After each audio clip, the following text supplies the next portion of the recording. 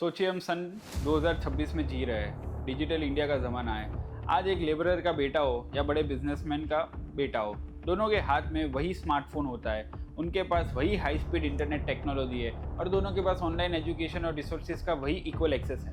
जब टेक्नोलॉजी और मॉडर्नाइजेशन ने पूरे देश को बेसिक लेवल पर कनेक्ट कर दिया है, तो मेरा एक सीधा सवाल है, हम आज भी 75 साल पुराने आइडेंटिटी बेस्ड बैसाखियों पर क्यों चल रहे हैं?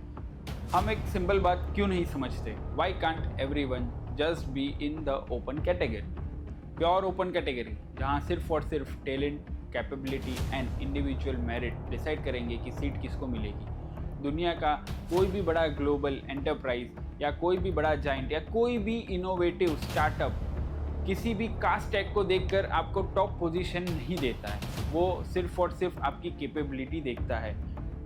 अगर इंडिया को ग्लोबल लेवल पर सच में कम्पीट करना है, तो हमारे एडमिनिस्ट्रेटिव स्ट्रक्चर्स को भी इसी ओपन मार्केट मेरिटोक्रेसी पर चलना होगा। ये 21st सेंचुरी है, हम पीछे नहीं देख सकते। लेकिन हमारा सिस्टम कर क्या रहा है? वो इक्वलिटी के नाम पे इन इक्वलिटी को इंस्टीट्यूशनलाइज कर रहा है। हम सबको लगता है कि हमें देश का कोटा सिस्टम समझ में आता है, जहाँ सेंट्रल गवर्नमेंट के नियम फिक्स्ड है, पर सच ये नहीं है। सच ये है कि वोट्स की भूख में हर एक स्टेट गवर्नमेंट ने इस लॉ को बाईपास कर दिया है और उन्होंने अपना ही लूपहोल एक ढूंढ लिया है। गुजरात, यूपी, सबके डायनामिक्स अलग है। महाराष्ट्र में अलग है, छत्तीसगढ़ में ये 58% तक चला जाता है और तमिलनाडु में तो ये 69% पर चल रहा है। एक देश में रहने वाले एक जनरल कैटेगरी के स्टूडेंट की फंडामेंटल राइट सिर्फ स्टेट बॉर्डर बदलने से बदल जाती है। 1992 में सुप्रीम कोर्ट ने इंदिरा सहाय जजमेंट में एक लक्ष्मण रेखा खींची थी कि टोटल रिजर्वेशन से 50% ज़्यादा कभी नहीं मिल सकता, क्योंकि अगर एक्सेप्शन को ही रूल बना दिया तो इक्वलिटी ऑफ अपॉर्चुनिटी का कोई मतलब नहीं रहेगा। लेकिन लोकल नेताओं को देश की एफिशिएंसी से कोई भी मतलब नहीं है। वो असेंबलीज में बस बिल पास करने के लिए लिमिट को तोड़ते रहते हैं ताकि उनका वोट बैंक सेफ रहे। जब एक 95% लाने वाला लड़का घर बैठता है और उसके सामने 60% लाने वाला सीट ले जाता है, तो आप सिस्टम से एक्सीलेंस एक्सपेक्ट कभी नहीं कर सकते हो। हम जानबूझकर कैपेबिलिटी पर कॉम्प्रोमाइज़ कर रहे हैं और इस पॉलिसी का सबसे बड़ा नुकसान पता है कौन उठा रहा है? हमारा देश। हम हर जगह बातें फेंक करते हैं कि हमारा देश ग्लोबल इकोनॉमिक सुपर पावर बनेगा, लेकिन एक बेसिक मैनेजमेंट रूल समझिए। You cannot build a super power just by pushing competence.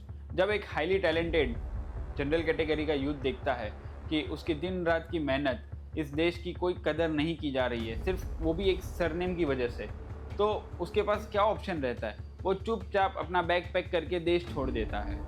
America, Europe और मिडल ईस्ट हमारे सिस्टम की पॉलिसी पर हंसते हैं। क्यों? क्योंकि उन्हें बिना 1 रुपये खर्च किए इंडिया का टॉप हाईली एजुकेटेड और स्पेशलाइज्ड डॉक्टर, इंजीनियर और साइंटिस्ट ऐसे ही मिल जाते हैं। हम यहाँ बैठकर 21st सेंचुरी में भी कास्ट और आइडेंटिटी गिनते रहते हैं और दूसरे देश वाले हमारे ही टैलेंट का फ़ायदा उठा के वो सुपर पावर बन जाते हैं।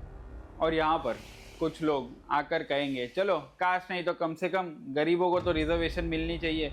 मैं कहता हूँ बिल्कुल भी नहीं, क्योंकि जैसे ही आप लोग पॉवर्टी का क्राइटेरिया बनाओगे तो इस देश में लोग अपनी असली आमदनी छुपाना शुरू कर देंगे, फेक इनकम सर्टिफिकेट्स बनाएंगे, कैश होल्डिंग्स होगी और लोग जानबूझकर खुद को पिछड़े हुए और कमज़ोर दिखाने की कोशिश करेंगे ताकि उन्हें वो फ़ायदा मिल सके। हम कब तक लोगों को कमज़ोर बनाना सिखाएंगे? ये 21st सेंचुरी है। आज हर एक इंसान के पास रिसोर्सेज है, इंटरनेट है और काम करने के हज़ारों रास्ते हैं। अगर आज के दौर में कोई भी बैठा हुआ है तो वो अपनी चॉइस से बैठा हुआ है, मजबूरी की वजह से बिल्कुल भी नहीं। हमें देश में किसी भी तरह का कोटा, रिजर्वेशन या स्पेशल स्टेटस चाहिए ही नहीं। Put everyone in open category. एक लेवल प्लेइंग फील्ड बनाओ और जो सबसे कैपेबल होगा वो टैलेंट आगे आएगा। जब तक हम एब्सोल्यूट मेरिटोक्रेसी का टॉप प्रायोरिटी नहीं बनाएंगे, तब तक सुपर पावर का ख्वाब देखना बंद कर दो। देश चलेगा कैपेबिलिटी से, मुफ्त के फेविकॉल से नहीं। और अगर आपको भी लगता है कि देश को अब सिर्फ और सिर्फ प्योर मेरिट की ज़रूरत है, तो इस वीडियो को शेयर कीजिए और अपनी आवाज़ उठाइए। मैं हूँ ऋषित राज पोपट। जागो, जुड़ो, जीतो। जय श्री राम। भारत माता की जय।